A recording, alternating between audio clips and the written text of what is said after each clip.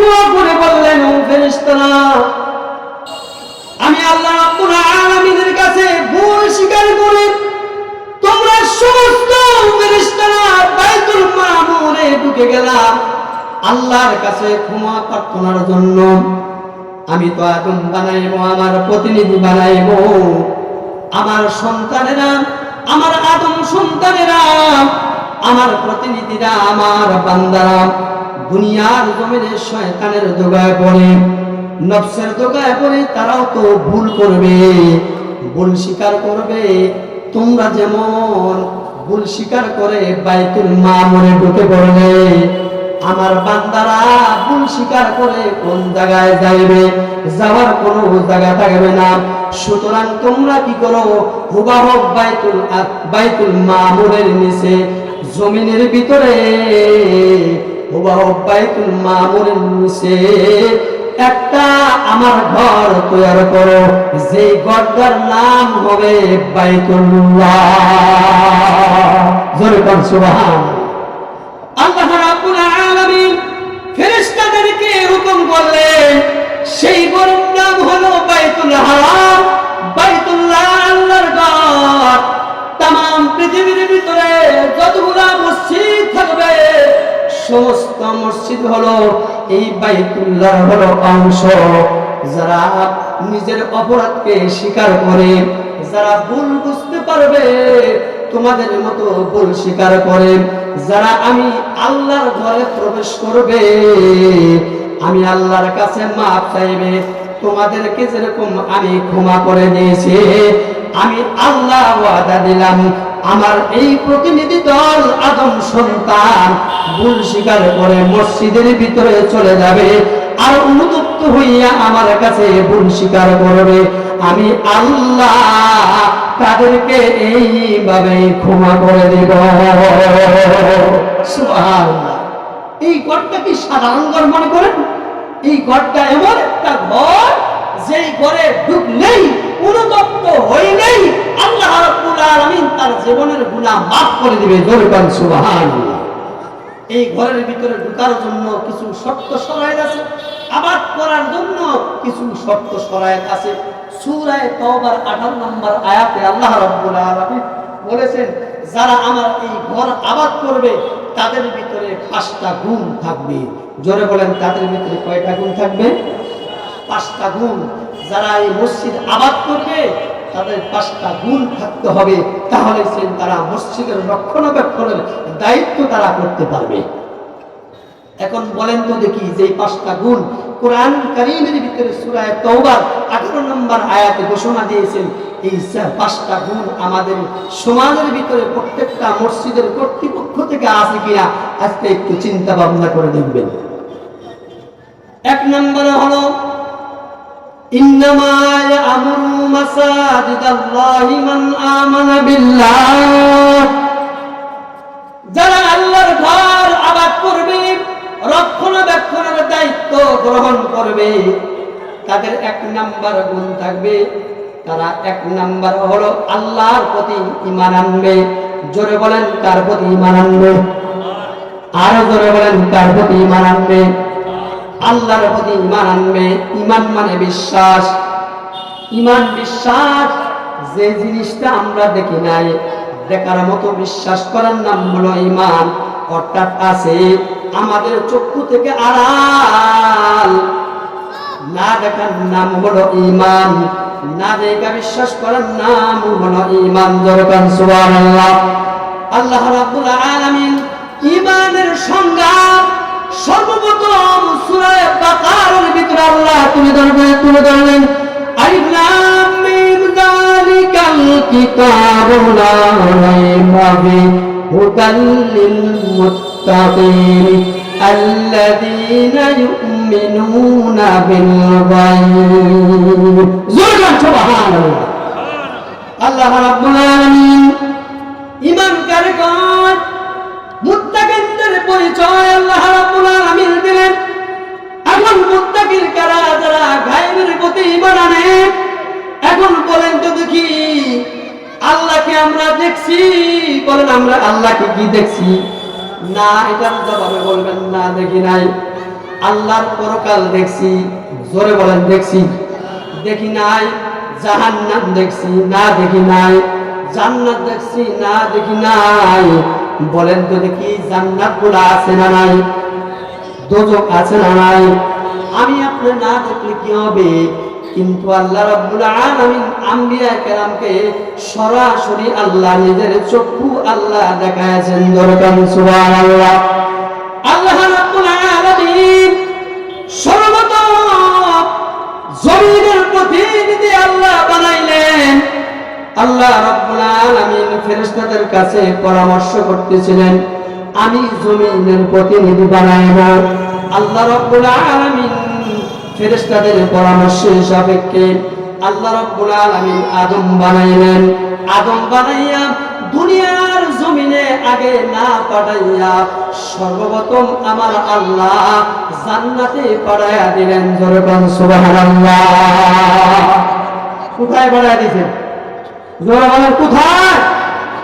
আল্লাহ রাব্বুল আলামিন আগে সৃষ্টি করলেন দুনিয়ার জমিনের জন্য, জমিনটা আবাদ করার জন্য আল্লাহ আদম বানাইলেন। এখন পর্যন্ত আল্লাহ দুনিয়াতে পাঠায় নাই। দুনিয়াতে আল্লাহ না পাঠাইয়া সরাসরি আল্লাহ জান্নাতে সরাসরি আল্লাহ পাঠায় দিলেন। জোরে বলেন সুবহানাল্লাহ। আল্লাহ রাব্বুল আলামিন আদমকে বললেন, আদম তোমার স্ত্রী নিয়া ইয়া আদম উসকুন আনতা ওয়া যাওজুকাল জান্নাতা ওয়া কুলা মিনহা হাইসু শি'তুমা ওয়া লা তাকরাবা হাযিহিশ শাজারাতা ফাতাকুনা মিনাজ জালিমিন। আল্লাহু আকবার। আল্লাহ রাব্বুল আলামিন বললেন, হে আদম তোমার স্ত্রী নিয়ে আমার এই জান্নাতের ভিতরে ঘোরাফেরা করবা, জান্নাতের ভিতরে বসবাস করবা, ইচ্ছা মতো খাইবা, কিন্তু ওই গাছের নিকটবর্তী হইবা না। আমার আল্লাহ বললেন, আদম রে দুনিয়ার জমিনের প্রতিনিধি বানাইছি, কিন্তু আগেই তোমাকে জান্নাতে পাঠাইলাম কিসের জন্য জানো? আদম বলেন, আল্লাহ আপনি ভালো জানেন। আমার আল্লাহ বলেন, আদম রে প্রত্যেকটা আদম সন্তানের জন্য আমি এক একটা জান্নাত বরাদ্দ করেছি। এই আদম সন্তানের জন্য সমস্ত মানুষের জন্য জান্নাত বরাদ্দ করছি। চাই মানুষটা ইমানদার হোক, চাই মানুষটা বেঈমান হোক, আবু জেহেল হোক, উতবা হোক, সাইবা হোক, ফেরাউন হোক, প্রত্যেকটা মানুষের জন্য জান্নাত বরাদ্দ আছে। কিন্তু সকলে জান্নাত পাবে না। যাদের ঈমান নাই তারা জান্নাত পাবে না। আল্লাহ রাব্বুল আলামিন আদমকে বললেন, ও আদম আলাইহিস সালাতু ওয়াস সালাম, শোনো, তুমি সমস্ত দুনিয়ার মানুষের হলো আদি পিতা। সমস্ত মানুষের আদি পিতাকে বলেন? সমস্ত মানুষের চারজন পিতা। সমস্ত মানুষের চারজন পিতা। কয়জন পিতা? আমাদের আদি পিতা হলো হযরতে আদম আলাইহিস সালাতু ওয়াস সালাম, আর জাতির পিতা হলো হযরতে ইব্রাহিম আলাইহিস সালাতু ওয়াস সালাম। রূহানি পিতা আমাদের নবী মুহাম্মদুর রাসূলুল্লাহ সাল্লাল্লাহু আলাইহি সাল্লাম। আরেকজন পিতা হলো জন্মদাতা পিতা। এই সমস্ত মানুষের পিতা হলো চারজন। কয়জন? চারজন। এখন যদি আরেকজন বানান, বলেন যদি আরেকজন যদি বানান কি হবে? পাঁচজন যদি আপনারা বানান, এটা হবে? হ্যাঁ, বৈধ হবে না অবৈধ হবে? আমাদের দেশে আরেকজন পিতা বানাইছিল কিনা বলেন? বানাইছিল কিনা? জোরে কোন নাউযুবিল্লাহি মিন যালিক। আল্লাহ কইছে পিতা হবে চারজন, তারা বানাইলি পাঁচজন। কোন দলিলে বানাস? অত সোজা? পিতা হওয়া কি অত সহজ? পিতা হওয়া তো সহজ না। ইব্রাহিম পয়গম্বর জাতির পিতা হয়েছেন। অনেক পরীক্ষার সম্মুখীন তিনি হয়েছেন। প্রত্যেকটা পরীক্ষায় গোল্ডেন এ প্লাস পাস করেছেন। জোরে বলেন সুবহানাল্লাহ। আল্লাহ রাব্বুল আলামিন তিনি নিজেই সার্টিফিকেট দিয়েছেন, মিল্লাত আবিকুম ইব্রাহিম। হযরত ইব্রাহিম আলাইহিস সালাম হলো সমস্ত মুসলমানদের জাতির পিতা। জোরে বলেন সুবহানাল্লাহ। আল্লাহ রাব্বুল আলামিন আদমকে বললেন, আদম তোমার সমস্ত সন্তানের কাছে জান্নাত বিক্রি করব, কাজেই তুমি বাবা হইয়া সন্তানের জান্নাত গুলা দেখে যাও।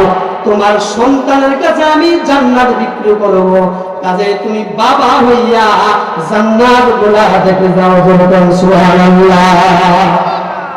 তাহলে আদম আলাইহিস সালাতু ওয়াস সালামকে জান্নাতে পাঠাইছে থাকার জন্য না দেখার জন্য? জোরে বলেন। দেখার জন্য, থাকার জন্য আল্লাহ বাড়ায় নাই। হযরত আদম আলাইহিস সালাতু ওয়াস সালামকে জান্নাতে পাঠাইছিল বাবার সন্তানের জান্নাত দেখার জন্য। তোমার সন্তানের কাছে আমি জান্নাত বিক্রি করব, তুমি বাবা হয়ে দেখে যাও। জোরে বলেন সুবহানাল্লাহ। তাহলে আমরা তো একবার ওয়াদেহা জান্নাত না, আমাদের বাবাই জান্নাত দেখছি। জোরে বলেন সুবহানাল্লাহ। বাবাই দেখছি কিনা বলেন? জোরে বলেন, বাবাই দেখছি কিনা? আমাদের বাবা আদিমটা জান্নাত দেখছে।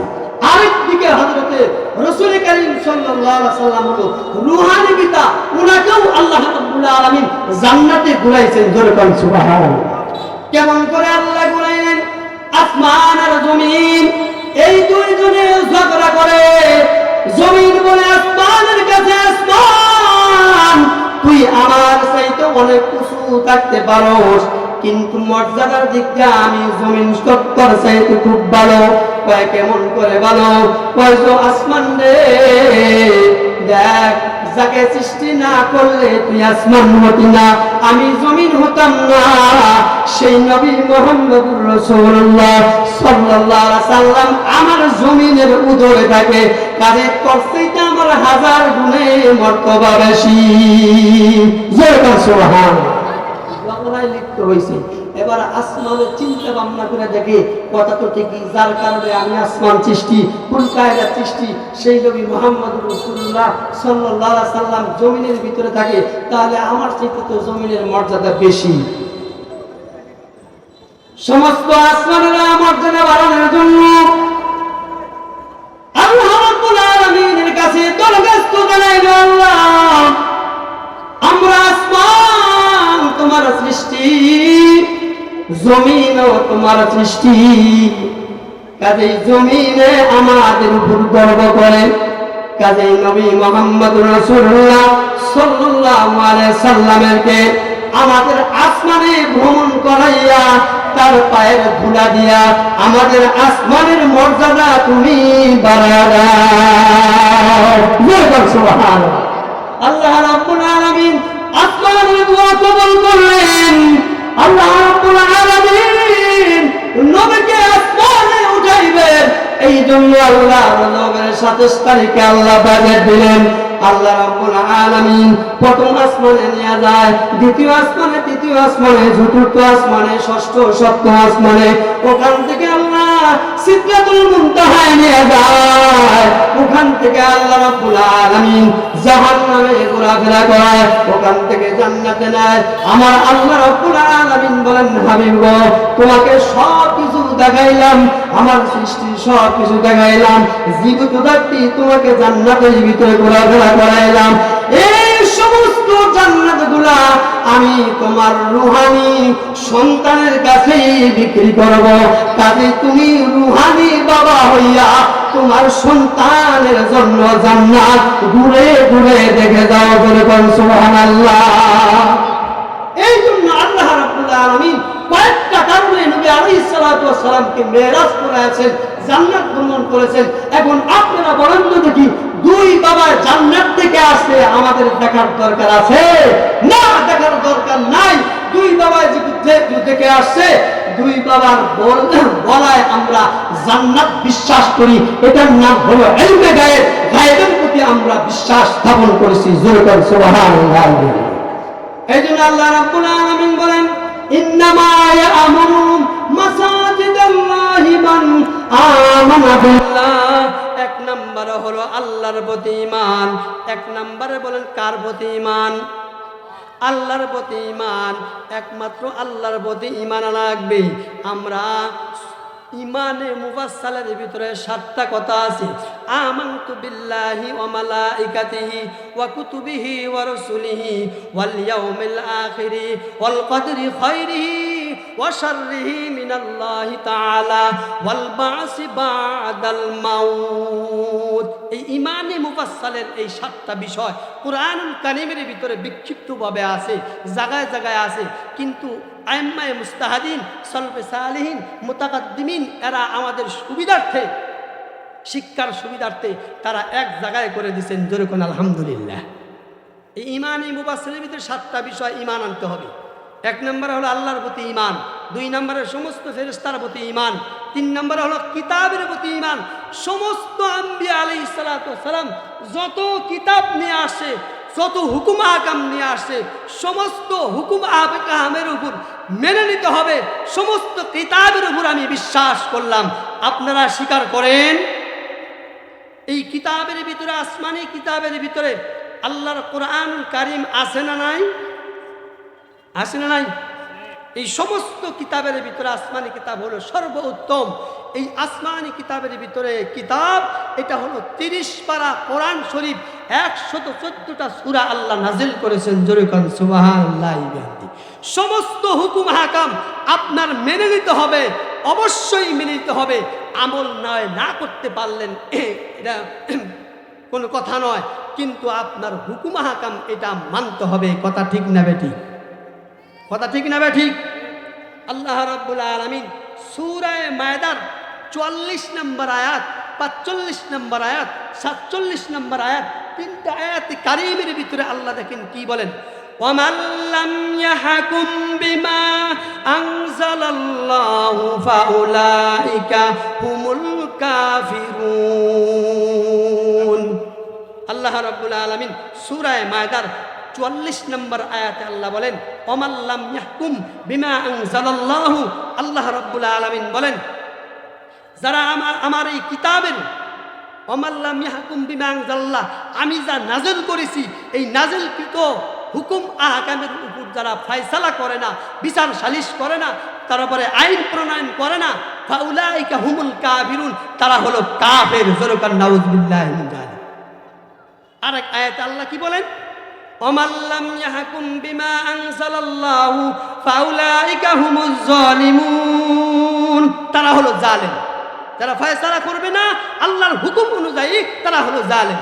47 নম্বর আয়াত আল্লাহ কি বলেন, ওয়ামান লাম ইয়াহকুম বিমা আনজালাল্লাহু ফাউলাইকা হুমুল ফাসিকুন, যারা আল্লাহর সিদ্ধান্ত অনুযায়ী যারা ফয়সালা করবে না এরা হলো ফাসিক। জোরে কোন নাউযুবিল্লাহ। এখন আল্লাহর এই কিতাব মানার দরকার আছে না নাই? আল্লাহর কিতাব মানার দরকার আছে। এই জন্য অকুতুবিহি, সমস্ত কিতাবের উপর আমার আপনার ঈমান থাকা লাগবে, সমস্ত আইনের উপর ঈমান থাকা লাগবে। যদি ঈমান না থাকে তাহলে আমি আপনি মুমিন নয়, আমি আপনি ঈমানদার নয়। যদি সুবহানাল্লাহ বলে, যদি চিল্লাইতে চিল্লাইতে এগারে মুখের সব কিছু করলাম, তাহলে আমি সুবহানাল্লাহ বললে আসমানের ভিতরে, দেহেশতের ভিতরে গাছ হওয়া কোনোদিন সম্ভব নয়। কেন? আমি ঈমান হাসিল করতে পারি নাই। এই জন্য 1 নম্বর হলো ঈমান। ঈমান এরকমভাবে হাসিল করতে হবে, প্রত্যেকটা ফয়সালা, প্রত্যেকটা কোরআনের হুকুমের আহকাম সব মেনে নিতে হবে। জোরে কোন সুবহানাল্লাহি বিহামদি। রাসূলুল্লাহ সাল্লাল্লাহু আলাইহি সাল্লাম, এক ইহুদি আর এক মুসলমান, দুইজনে ঝগড়া করছে। ঝগড়া করার ফলে রাসূলুল্লাহ সাল্লাল্লাহু আলাইহি সাল্লামের কাছে গেছে। আল্লাহ রসুল ফয়সালা দিয়ে দিলেন ইহুদির পক্ষে। এবার যাচাই বাছাই করে দেখলেন যে ইহুদির কোনো দোষ নাই, দোষ করছে ওই মুসলমান। ইহুদির পক্ষে ফয়সালা দিয়ে দিলেন, কিন্তু ওই মুসলমান এই ফয়সালা তিনি গ্রহণ করলেন না, তার ভালো লাগলো না। উনি কি করলেন? আর একটা ফয়সালার জন্য, দ্বিতীয় বিচারের জন্য হযরতে খলিফাতুল মুসলিমিন হযরতে ওমর ফারুক রাদিয়াল্লাহু তাআলা আনহুর কাছে চলে গেলেন। ইয়া খলিফাতুল মুসলিমিন, আমাদের একটা ফয়সালা করে দেন। ইহুদি বলতেছেন, হুজুর সাল্লাম করে দিছে, আমার পক্ষে রায় দিছে। তো রাসূলুল্লাহ সাল্লাল্লাহু আলাইহি সাল্লাম যখন ফয়সালা রায় দিছে, তখন সবকিছু শোনার পর হযরত ওমর ফারুক রাদিয়াল্লাহু তাআলা আনহু বলতেছেন, আমি ফয়সালা করে দিব, তোমরা এখানে একটু দাঁড়াও। হযরত ওমর ফারুক রাদিয়াল্লাহু তাআলা আনহু ঘরে চলে গেলেন। ডাইরেক্ট খোলা তরবারি এনে তিনি বললেন যে রাসূলুল্লাহ সাল্লাল্লাহু আলাইহি সাল্লামের বিচার করার পর এই সিদ্ধান্ত যারা মানতে পারে না, দ্বিধা দ্বন্দ্বে ভুগে তাদের ফয়সালা হলো গর্দান নামায় দেওয়া। হযরত ওমর ফারুক রাদিয়াল্লাহু তাআলা গর্দান নামায় দিলেন। জোরে কোন সুবহানাল্লাহ। এই ব্যক্তি আল্লাহর রাসূলের সিদ্ধান্ত মানতে পারে নাই। বলেন তো দেখি এই ব্যক্তি কি মুসলমান না মুনাফিক? জোরে বলেন মুসলমান না মুনাফিক? এই মুনাফিকের আত্মীয় স্বজনরা ওদিয়ত দাবি করলো আল্লাহর রাসূলের কাছে। আল্লাহ রাব্বুল আলামিন সরাসরি সূরা নিসার ভিতরে একটা আয়াত নাযিল করলেন, ফালা ওয়া রাব্বিকা লা ইউমিনুন। আল্লাহ রাব্বুল আলামিন বলেন, হে নবী আপনার রবের কসম, যারা আপনি ফয়সালা করে দেওয়ার পর সিদ্ধান্ত মানতে পারে না, দ্বিধা দ্বন্দ্বে ভুগে, সে কোনোদিন মুসলমান হইতে পারে না। হযরত ওমর যেটা করেছে এটাই সঠিক হয়েছে। জোরে কোন সুবহানাল্লাহ। ওমরের পক্ষে কোরআন নাযিল হয়েছে। জোরে কোন সুবহানাল্লাহি বিহামদি।